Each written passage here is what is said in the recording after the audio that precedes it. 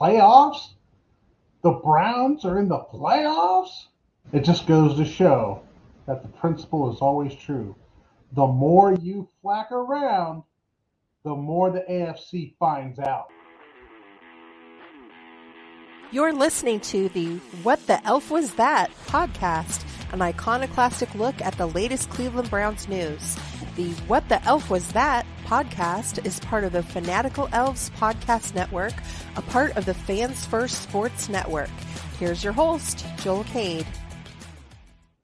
All right, welcome back to What the Elf Was That? It's a great week for Browns fans, right? We got to watch on Thursday Night Football. Just 2 days after my last podcast, on Thursday Night Football, we got to watch the Browns take care of business at home against the New York Jets without Aaron Rodgers. Why is that guy even on their roster?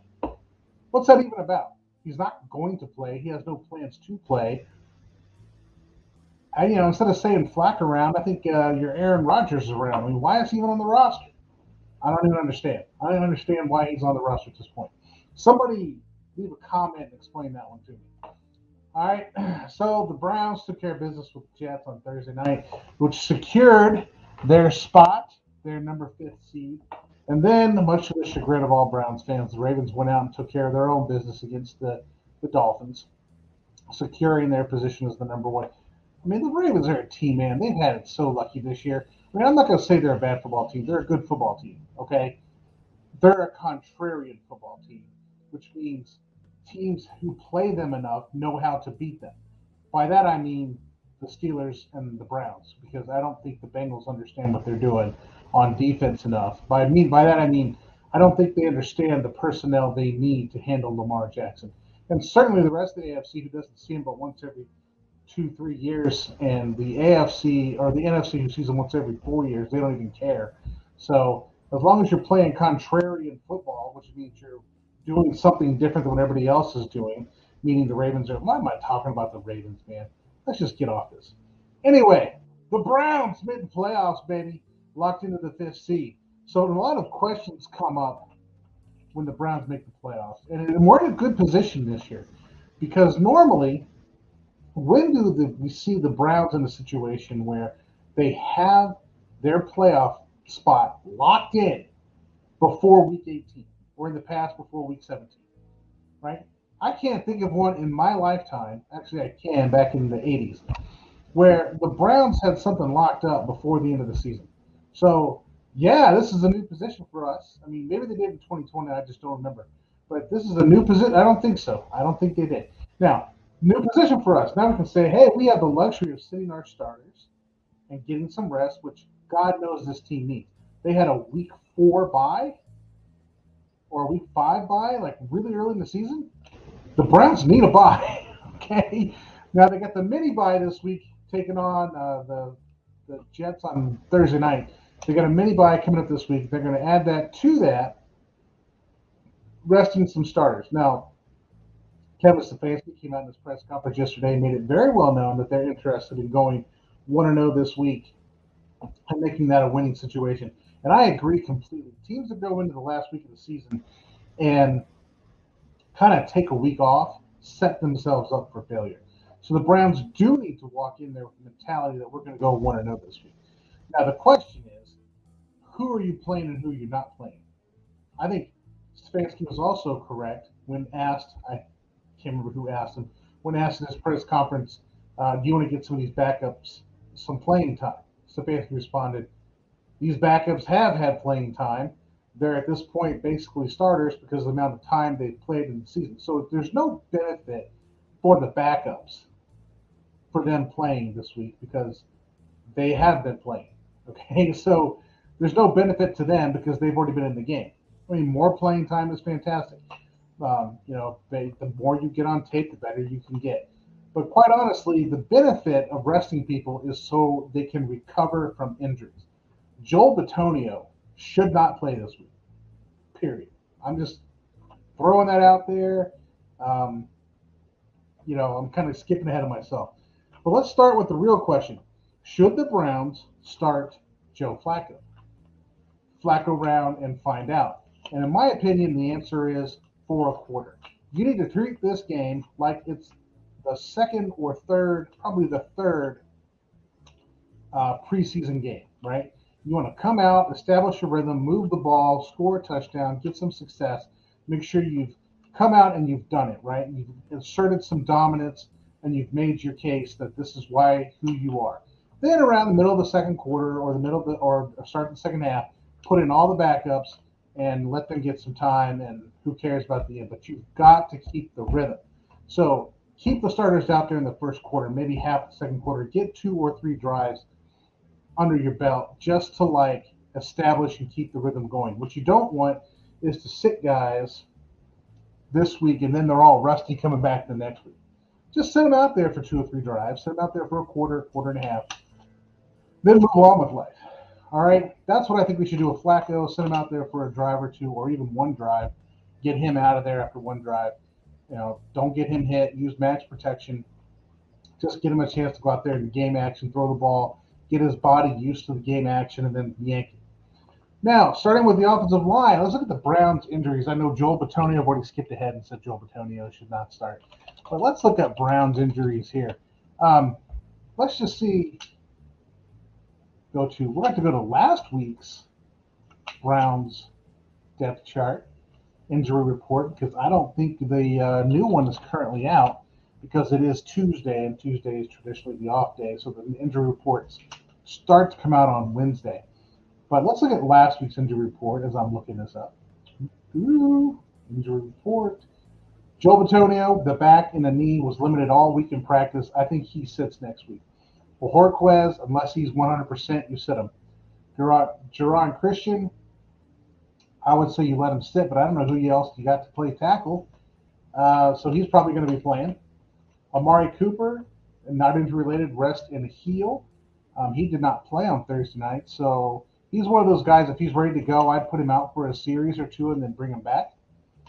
I'm looking at people who are questionable because most of these people went through it the whole time. Marquise Goodwin was questionable. Unless he's 100%, I wouldn't put him out there. If he's good enough to go out there, put him out for a series, maybe 2, get him used to the game, pull it, right? Dustin Hopkins, I'd sit him. The game doesn't mean anything. Just get that injury handled. Nick Harris is good. Kareem Hunt's good. Kunasik, I think he played. Agbo Okoronkwo, right, where did not practice for a while. Let him rest. If he's well enough to play him a series or 2 and then pull him. Juan Thornhill, this is a guy I would sit. Okay, Juan Thornhill has been questionable all year. Okay, let him sit, let him recover, let's move on. Anthony Walker, not playing him. Denzel Ward, I'd be sitting Denzel Ward too. Myles Garrett wouldn't see the field, so Darius Smith wouldn't see the field, period. I wouldn't even put them in. Let some of these backup guys come in here, make a name for themselves. And by the way, there's some guys out there on backups in terms of the depth chart here on the defense that are really making a name for themselves. So as we go through the injury report here, why don't we look at the depth chart, right? Agbo Okoronkwo has had a pretty good season. Siaki Ika has been playing pretty well. I mean, you haven't heard his name called, and that's not a bad thing. Shelby Harris has gotten some good work in. Alex Wright has really stepped up. Now, I think Alex Wright could be like the most improved player on the team this year. He came in with some understanding of what it takes to play defensive end in a system that requires you to double gap and single gap on the defensive call. So I like what Alex Wright has done. Let him showcase himself in this game. Let Isaiah McGuire come out and play most of the snaps. Let him showcase. If you're going to put Myles Garrett in at all in this game, which I don't recommend, put him in on third down pass rushing situations and let him go. Just let him be the wild card. Let him go wherever he wants to go and do whatever he wants to do to set up the pass rush. All right? I'm looking through this. I mean, I'm really liking what Ronnie Hickman has brought to the situation at the safety position. I would love to see, and I know we're not going to see him this week. Okay, I get that. But I would love to see Grant Delpit come back for the playoffs. I don't know if we're going to see that. I'm hoping we can see Grant Delpit back. But if he does come back, that is a great situation for the Browns. given the rise of Ronnie Hickman, Ron Harmon. You got to keep D'Anthony Bell there at safety because, like, he's your backup kicker. I mean, let's be honest. These guys can't kick. He's the one doing it. So, hey, going over the roster here, I think a lot of these guys can sit. Like, I'd sit Garrett. I'd sit Zadarius Smith. You need those guys. Dalvin Tomlinson you could probably sit as he's a little older. Give Jordan Elliott and Shelby Harris and Siaki Ika, give them some play, man. You could probably maybe sit Jeremiah Owusu-Koramoah because you're going to need him if you play the Ravens in the playoffs. You're going to need him. And whoever you get next week, you're probably going to need him as well because Jacksonville's built with some speed. Indianapolis has got some speed. The Texans have some speed. You're going to want JOK out there. I'm looking at the rest of this. I mean, you got to sit Joel Bitonio. If you got some backups, you can give Wyatt Teller a day off. I wouldn't put Njoku out there. I wouldn't put Amari Cooper out there. You're probably going to have to play some Jerome Ford. Probably going to have to play some Pierre Strong. Maybe you put Pierre Strong as the primary option and Jerome Ford as the backup option just to keep the rust away. But yeah, I mean, I think if you're going to get a chance to sit, this is your opportunity. Quarterback-wise, I'd throw P.J. Walker in there. There's no reason to put Jeff Driscoll in there. And you pray to God you never have to see Jeff Driscoll run the Browns offense, not even in this game against the Bengals. You really just don't want that. Unless the idea here is we got to save Flacco and Walker, which I could see being the case.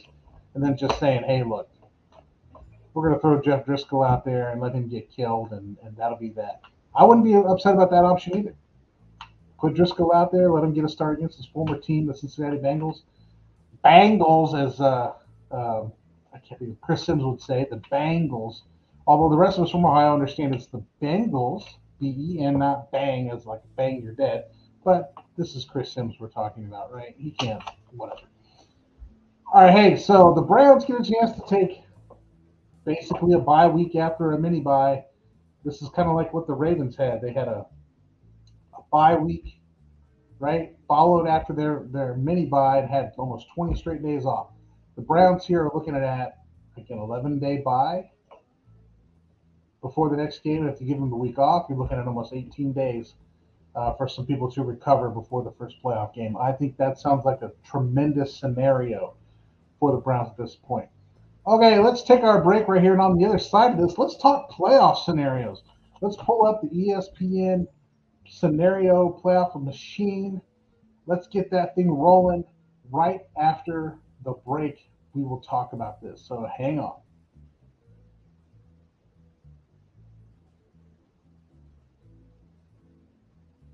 All right, ladies and gentlemen, we are back. Let's talk playoffs. Playoffs? Talking playoffs? So the first thing I want to say, we start talking about playoff scenarios. I just want to point out that I think, quite honestly, that the best thing, there's the playoff scenario machine, let's take that out there. The best thing that could happen for the Browns and for the NFL is for the best teams to make the playoffs, period. I don't think any team should run from any other team, any competition. I want the best teams that earn the right to play in the playoffs, to be in the playoffs. I don't want to dodge this team or dodge that team or construct some scenario to dodge this team or that team. I really don't care. Whoever makes the playoffs, that's who's on your schedule. That's who we're playing. That's what it is. Okay? Period. So, as far as I'm concerned, whoever makes it, I don't really care. The Browns got their spot. I don't even think they should care. But in the land of fans, some fans do care. So why don't we give you guys the keys to look at next week in terms of the games, right? So for the AFC, and I'm only going to talk about the AFC today because who cares about the NFC? In the AFC, there's only 3 games that really matter what's happening here, okay?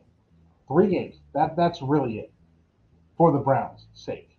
Well, maybe 4, but I'm of the persuasion it's only 3. Miami at Buffalo. Now, why do I care about Miami at Buffalo? Because of the first game that's important. Let's just skip right to the first game that's important. Pittsburgh at Baltimore. That is probably the most, because I'm personally a hater of Pittsburgh So that to me is why this is the most important thing, because my playoff vision is around how do we get rid of Pittsburgh just because it would be funny. It would be funny for Pittsburgh not to make the playoffs. Therefore, let's find the scenarios where they don't make the playoffs. So first and foremost, for Pittsburgh to make the playoffs, they would have to beat Baltimore. Okay. Now, should they beat Baltimore, this is where it can get a little interesting. And here I pulled up on the screen for those of you who are watching. If you're not watching, you're listening, I will walk you through all this. So if you can go to ESPN, you can get under their playoff machine and you can add in who wins and who loses and how that changes the playoff picture, okay? If I make this a little bigger. There we go. Making that bigger for everybody to see. So the current playoff picture looks like this. You've got Baltimore's number 1 seed, Miami's 2, Kansas City is 3, Jacksonville's 4, Cleveland's 5, Buffalo is 6, and the Colts are number 7. Now, first game that's important, which happens to be the first game played this upcoming weekend, which is on Saturday at 4:20, is the Pittsburgh Steelers versus the Baltimore Ravens. Now, should the Ravens win, let's put that in there, Pittsburgh is gone, period. They're done. Pittsburgh doesn't play at all whatsoever if the Ravens can beat Pittsburgh. So week number, first situation you want, let's clear it off here. The first situation you want is Baltimore to beat Pittsburgh. Now, I know that's being a homer here, but I don't like Pittsburgh, and I'd rather they just lose. So let's see if we can get the Ravens to beat Pittsburgh, and Pittsburgh's gone. All right, we'll know that on 4:20 after that first game of the wild card, of Week 18. Now, let's just happen to say that Baltimore decides to rest all their starters, and Tyler Huntley can't come out and get the job done, and Pittsburgh wins the game. All right, as of their victory over Baltimore, they would be in the playoffs. Okay, that's game 1. Let's look at game 2. Game 2 is the latest game to be played on wild card week, on Week 18, is the Buffalo at Miami game. Now, if Buffalo wins that game, boom, Buffalo becomes the 2nd seed. We've got to add some other stuff in here. Buffalo becomes the 2nd seed and Miami becomes the 6th seed. So if Buffalo wins the division, Miami gets the 6th seed. Now, other scenarios. Let's say Miami wins that game. If Miami wins that game and Pittsburgh wins, then Pittsburgh makes the playoffs. Further complicating our little scenario is game 3. Game 3 here is the Jacksonville Jaguars at the Tennessee Titans. Should the Jaguars win, Pittsburgh will still go off the wayside. Let's fill in some other AFC games here, because this isn't behaving the way it needs to be behaving. Kansas City wins. Let's say the Raiders win. Okay, now we're looking at the situation where Pittsburgh wins, Miami beats Buffalo, Pittsburgh's in the playoffs. If Buffalo beats Miami, okay, Buffalo becomes the 2nd seed, Miami becomes the 6th seed. Yeah, I'm embarrassing myself on here because this is Pittsburgh. We've got Buffalo winning, Jacksonville winning, right, and then the winner of these two. So if these two tie, that would be Texans or the Colts. If the Texans or the Colts tie, Pittsburgh makes the playoffs. Now let's watch if we have one win. Let's say the Texans win. There they are. Let's say the Colts win. There they are. But if they tie and then Pittsburgh makes it, which who really thinks that Houston and Indianapolis are going to tie? Come on, man. So if Buffalo wins, they win the 2nd seed. If Jacksonville wins, they win the 4th seed. Then the winner of the Texans-Colts game gets the 7th seed, and Pittsburgh goes bye-bye. Now, let's say Tennessee wins that game. That the Steelers win, Buffalo wins, Tennessee wins, then the Pittsburgh are in at 7. But let's say Miami wins that situation, then Pittsburgh gets the 6th seed. So what we need, ladies and gentlemen, is a scenario in which the Ravens beat Pittsburgh, because then they're gone. But let's say Pittsburgh win. Then you need Buffalo to beat Miami and Jacksonville to beat Tennessee, because then Pittsburgh is gone, and the winner of the Texans-Colts game gets the 7th seed. That's all I care about in the playoffs. Now, let's talk about the Browns for a second. Let's get this team out, because I think the Ravens will end up beating Pittsburgh regardless. But it depends on their level of interest. No matter what happens with the Browns, they're getting in that 5th spot. But who will the Browns play? Let's clear this all out for a second. Start this over. See how fun this is? You should go to ESPN and check this out. Clear this all out and start over. Okay, so let's give Baltimore the win. Let's give Buffalo the win, which is what we like. Now, let's say Tennessee beats Jacksonville. Then all of a sudden, the winner of the Texans-Indianapolis game is the team that the Browns play. So the Browns could be going to Houston, should Houston beat Indianapolis. They could go to Indianapolis if Indianapolis beats Houston. But that is dependent upon the Titans beating the Jaguars. So the ultimate ideal scenario, I think, for me, what I personally like, is a Baltimore win, a Colts win, the Browns beating the Bungles, which, who cares, really? I mean, it's the Bungles. Come on. I don't care who wins the Jets, the Patriots, but we'll pick the Patriots. We want the Jacksonville Jaguars to beat the Tennessee Titans, because combined with that Pittsburgh loss, Pittsburgh's gone. Who cares who wins between the Chargers and the Chiefs, but we're going to call it Chiefs. Who cares who wins between the Broncos and the Raiders, but we'll call it the Raiders. And the last game is the Buffalo at Miami. I'm looking for a Buffalo win. Actually, I'm looking for a Miami win in this scenario.